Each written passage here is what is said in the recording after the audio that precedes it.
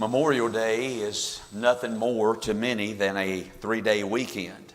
It is the unofficial start of summer, the day the pool opens, the first chance to have a picnic or a cookout, or the weekend of the Indianapolis 500 or the Coca-Cola 600.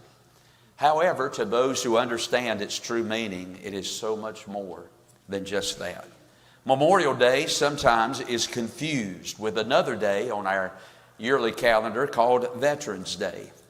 Veterans Day is the day that we set aside to honor all of those who have served in military service. And while we are grateful for each and every one who has ever served our country, Memorial Day is a day that our nation has set aside to remember those who have died in service to our country. As I understand it, it actually started many years ago, shortly after the Civil War, and it was called Decoration Day. It was a day when all those who had died in the Civil War, some 620,000 people, a day they were remembered. All over the North and the South, graves were decorated with flowers and banners by grieving widows and mothers and fathers. However, later on, a national day of remembrance was begun. It wasn't until 1971, President Nixon, that it became official that the last Monday of every month of May would be observed as Memorial Day.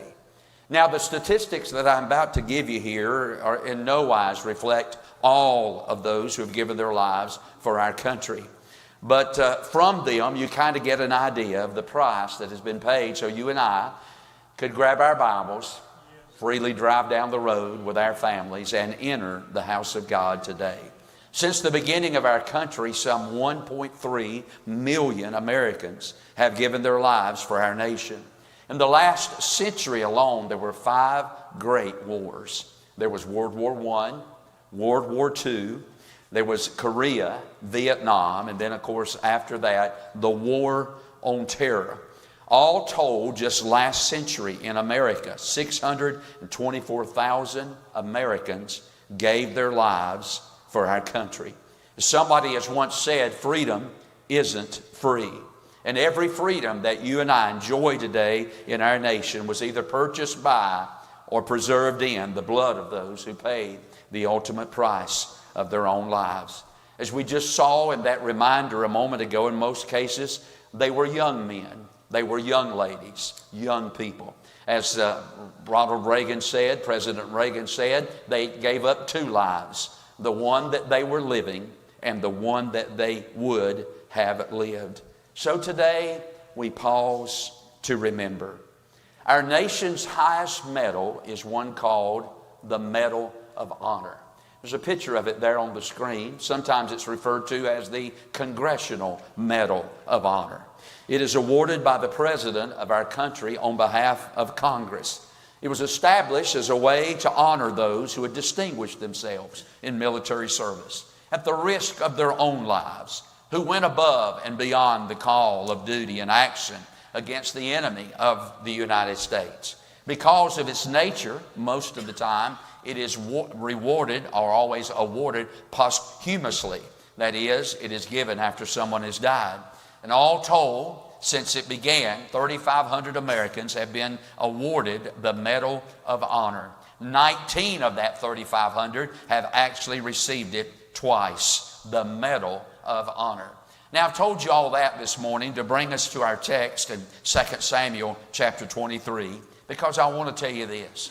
If there were ever a Medal of Honor in the days of Israel, in the days of King David, there would have been one man who no doubt would have received the Medal of Honor.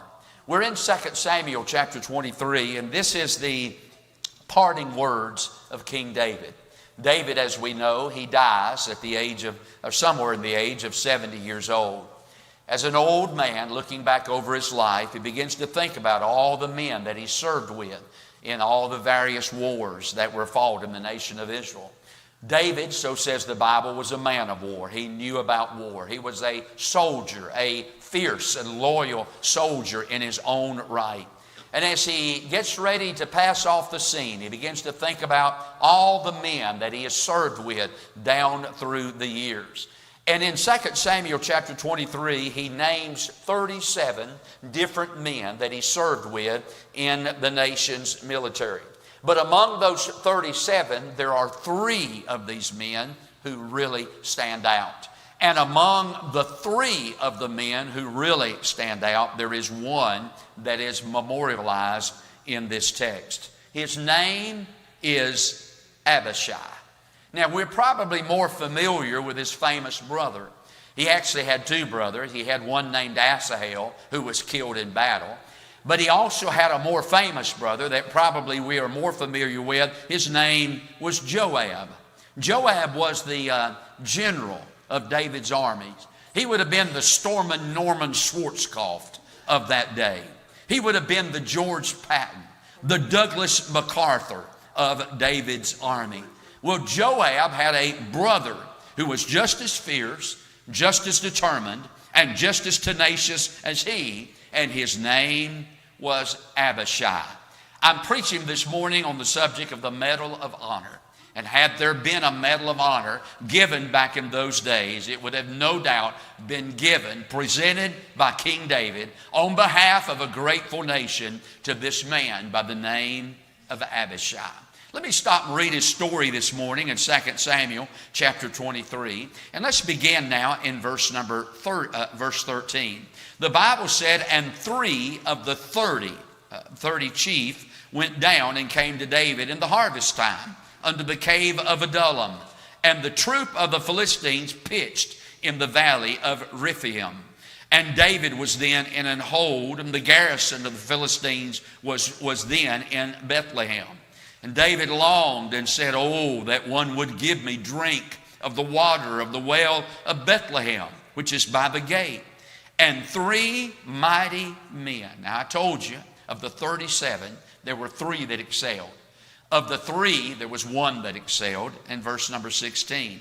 And the Bible said, and 3 mighty men brake through the host of the Philistines and drew water out of the well of Bethlehem that was by the gate, and took it and brought it to David. Nevertheless, he would not drink thereof, but poured it out unto the Lord. And he said, be it far from me, O Lord, that I should do this. Is not this the blood of the men that went in jeopardy of their own lives? They went above and beyond the call of duty. Therefore, he would not drink it. These things did these 3 mighty men. And Abishai, the brother of Joab, the son of Zeruiah, was chief among the 3. He lifted up his spear against 300 and slew them, and had the name among the 3. His name is Abishai.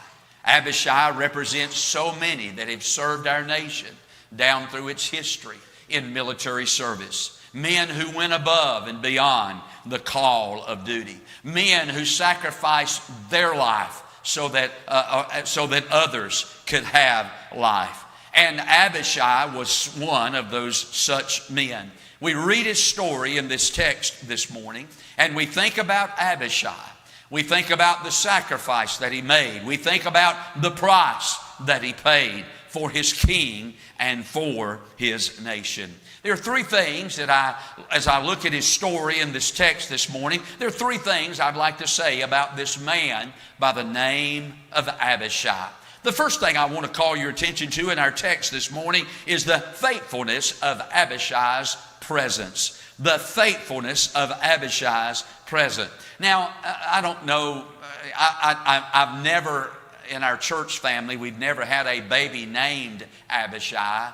But what an honorable name to name a child. If any of you couples ever get ready to have a child and you're searching for a boy's name, I would highly recommend the name Abishai.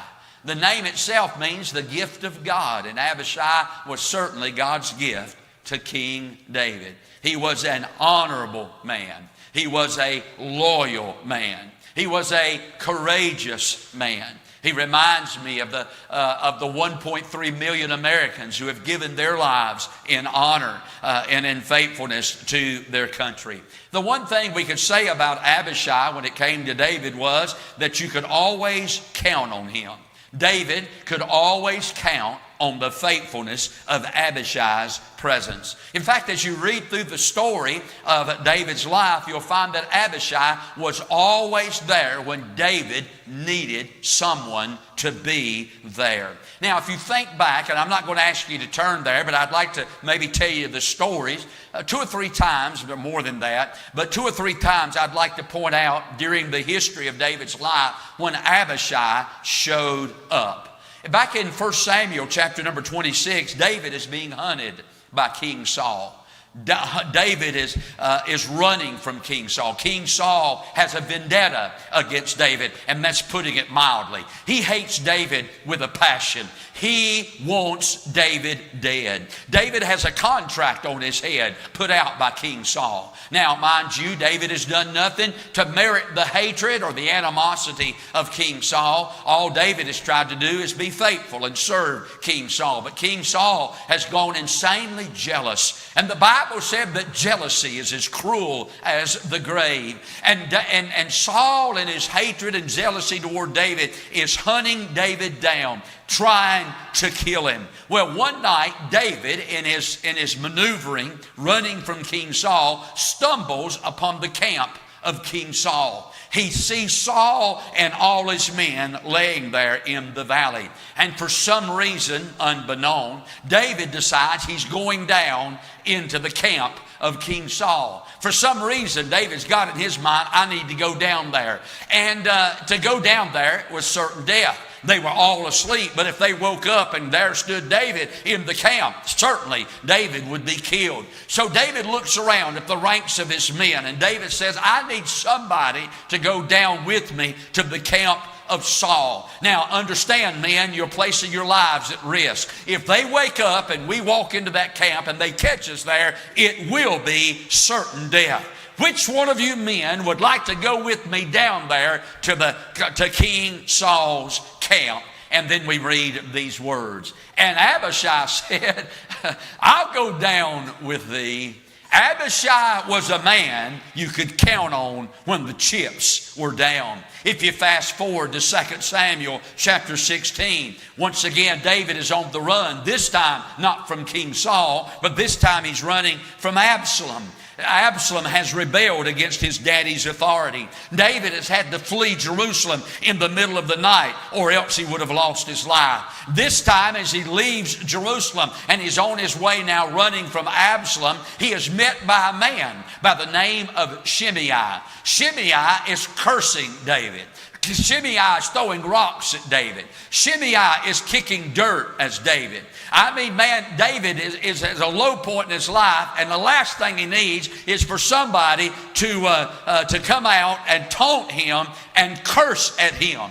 But Abishai once again chimes in at this point, and here's what he says. Abishai, the son of Zeruiah, said unto the king, why should this dead dog curse my lord the king? Let me go over, I pray thee, and take off his head. Don't you appreciate a man like Abishai? A man who you can count on in a time of desperation. Once again in 2 Samuel chapter number 21, David this time is about to be killed. We're all familiar in the life of David with the giant that David killed. I mean, most little children in here that are old enough to have heard any type of stories from the Bible can quote from memory the story of David's fight with Goliath. We're all familiar with the giant that David killed, and yet later on in David's life as an old man, there's a giant that's about to kill David. His name is Ishbi-Benob. Ishbi-Benob. Now that name alone strikes a chord of fear in your heart. And he is battling. There is a war going on between the Israelites and the Philistine and this giant of a man. He's a giant of the Goliath that David killed earlier on in his life, a brother of Goliath. And he thought to have slain David. David now is an older man. David's not as strong. He's not as energetic as he used to be. David is now, as an older man, he's more easily winded. He's not as tenacious, not as vivacious as he used to be. And Ishbi-Benob comes out and begins to make war with David. And David is about to be killed. And David, no doubt in this time of battle, cries out for somebody to help him.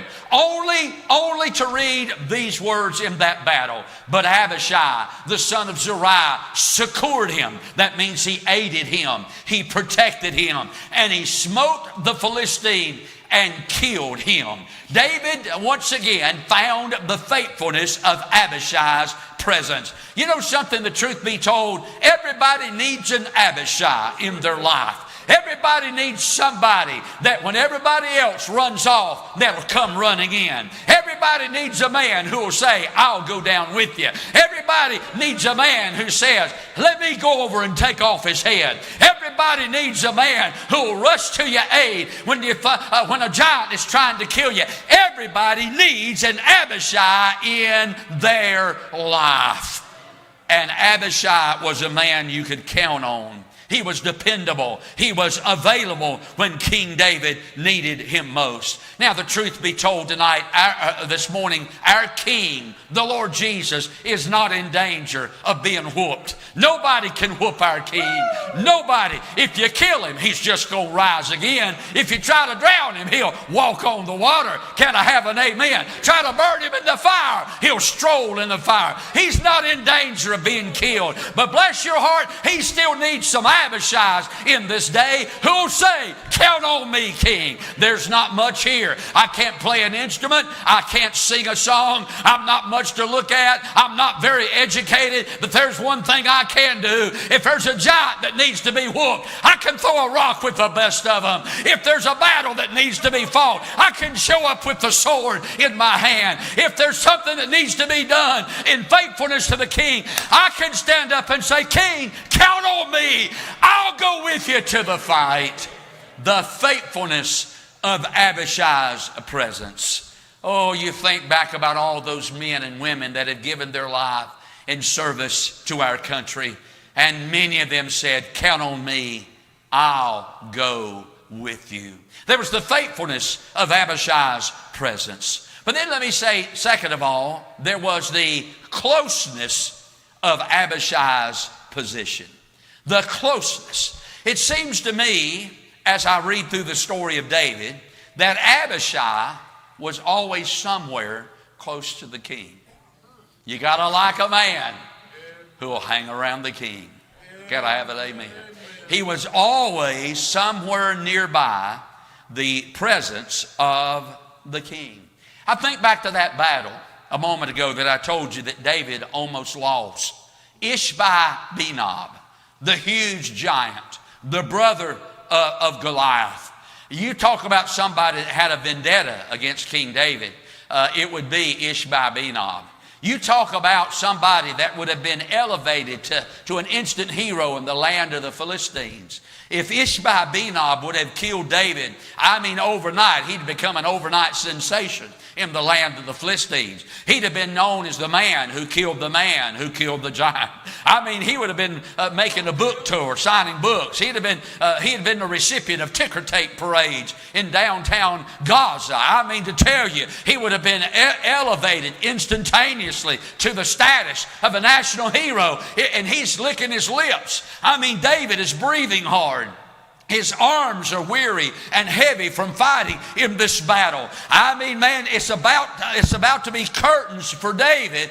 And the Bible said that Abishai rushes to the presence of the king and overcomes the giant that was about to overcome David. You say, preacher, what is the point you're trying to make? Well, you got to understand. There was a ferocious battle going on that day in those woods where that battle was being fought. There were all kind of men that were fighting, and the Philistines on one side, the Israelites, and there they came together, and there was a tremendous clash in in that war. No doubt the horses were neighing. No doubt men were screaming, and no doubt men were dying, and they were hollering out. There was a lot of noise going on in that battle that day. And yet David, in that moment of exhaustion, who was about to be king, probably lifted his voice as high as he could lift it in that moment of despair and cried out for help.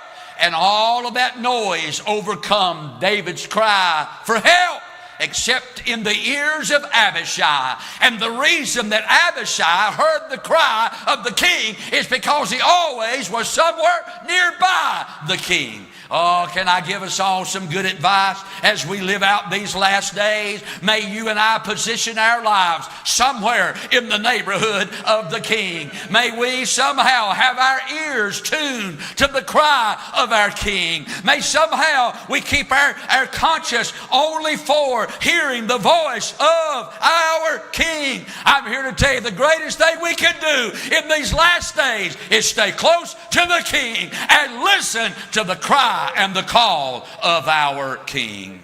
Listen to his whisper. Hear his still small voice. Something about Abishai. Abishai stayed close to the king. I got to thinking about this. Abishai stayed close to the king even though the king had oftentimes said no to Abishai. Abishai had some things that he wanted to do. Read through the story. He had some things on his heart that he wanted to do. And every time he asked David about doing them, David said, Abishai, no, we're not going to do that. When they went down into the camp of Saul and all those men were asleep, Abishai looked over at King David and said, man, let me take his head off. David said, we're not going to touch the Lord's anointed. When Shimei began to curse the king and was throwing rocks, and Abishai said, hey, let me go over there. I'll take his head from his shoulders. David said no to Abishai. In spite of the fact that he had oftentimes received a no from the king, he never got bitter about it. He never said I'm going to quit serving the king. He never got to the point that he said, if that's the way it's going to be, and if I can't do what I want to do, I'm out of here. Not Abishai. Abishai remained loyal to the king, even though the king had said no oftentimes to Abishai. You know something, the truth be told, God said no to me about some things in my life. Some things that I wanted. Some things that I wanted to do. And God said, nope. You're not going to do that. That's not what I want you to do. That's not what we're going to do. You are not. But can I give you some good advice? When God says no, don't get mad at the king. Hey, when God tells you no, don't get bitter at the king. When God tells you no about something, don't walk off and leave the king. There'll come a time when he'll say yes. And when he says yes, you want to be somewhere in the position nearby the king to hear the sweet, small, tender, still voice of the king. There was the faithfulness of his presence, the closeness of his position. How close to you are you today to the king? Can you hear his voice?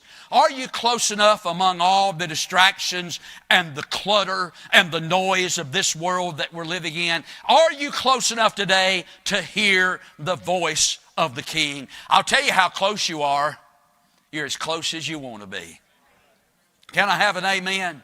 I'll tell you how close I am. I'm as close as I want to be. God doesn't have favorites. I've said this before.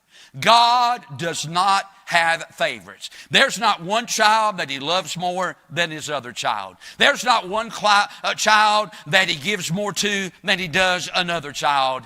But I'll tell you, even though he doesn't have favorites, he does have intimates. There are some people who will just stay in his presence. There are just some people who will hang around the king, and by so doing, that crowd is privileged to know things about the king that the other crowd who chooses not to hang around the king will never know. Can I have an amen? There was the closeness of his presence. There was the faithfulness of his presence, the closeness of his position. And then number 3, notice this. There was the sureness of his passion. Now we come to our text, and I'm wrapping this up. But look what happened in our text. So there is war once again between the Philistines and the Israelites. So the Philistines are in one place, the Israelites are in another place. War is imminent. War is about to break out. David is held up in a cave that he's familiar with. It's the cave of Adullam. He often spent time there in those days of running from King Saul. David is now reaching the end of his life. And there in that cave with war about to break out between the Philistines and the Israelites. That was as common as a cold back in those days. If the sun come up, the Israelites and the Philistines were going to mix it up. I mean, if the sun come up, war was going to be on between the Philistines and the Israelites. I mean, buddy, war is getting ready to break out.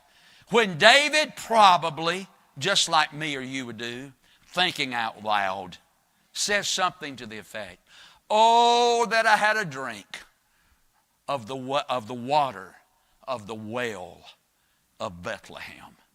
Now, he's probably just thinking out loud.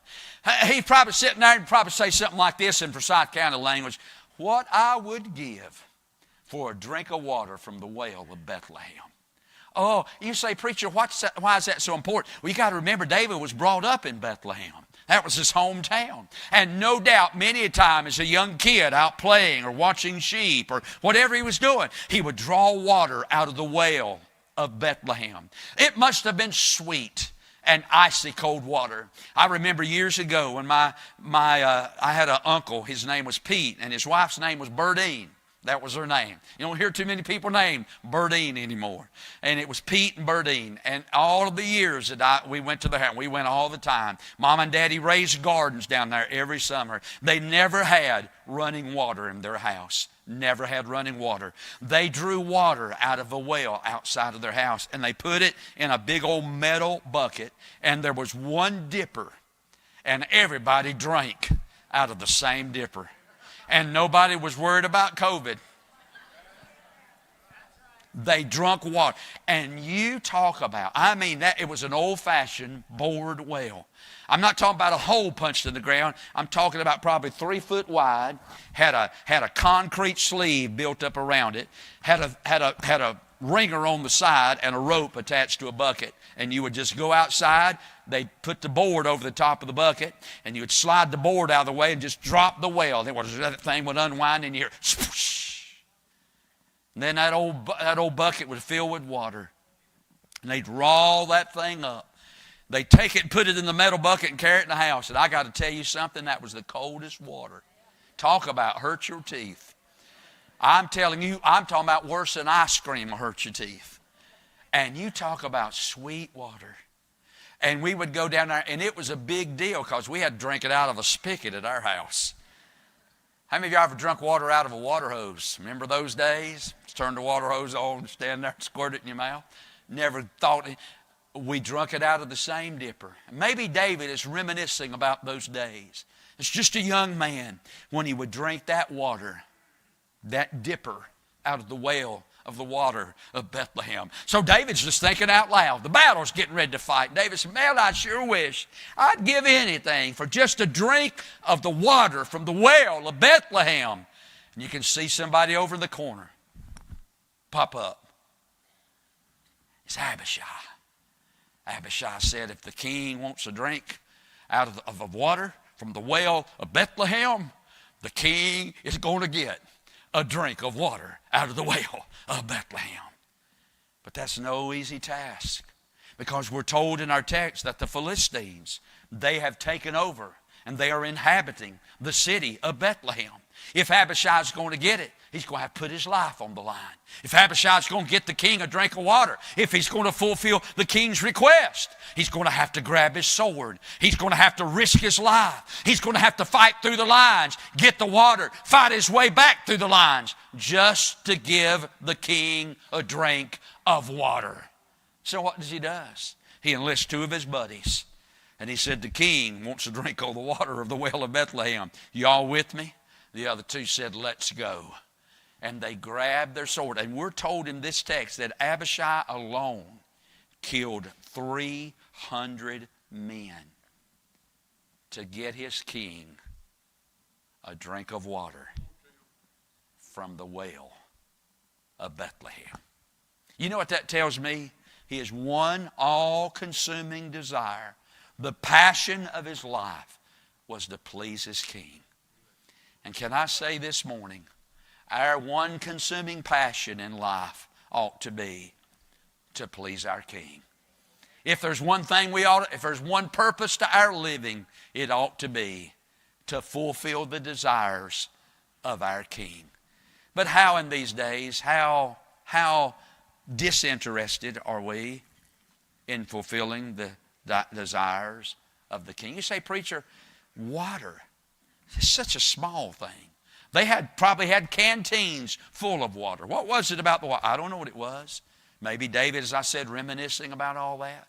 I don't really know. But I do know this. Abishai was willing to risk his life to fulfill the desires of his king. You know something, as we live out these last days, you and I ought to have a desire to please our king as we live out these last days. 3,500 Americans. I was reading some of their stories this week. And you know, for some reason, the war of Vietnam, and I don't want to say it was my favorite war, because there's nothing good about war. There's nothing good about it. But it's the one that I've read the most about. It's the one, I guess, that I've read the most history about, because if I had been born a little bit earlier in life, that would have been my war.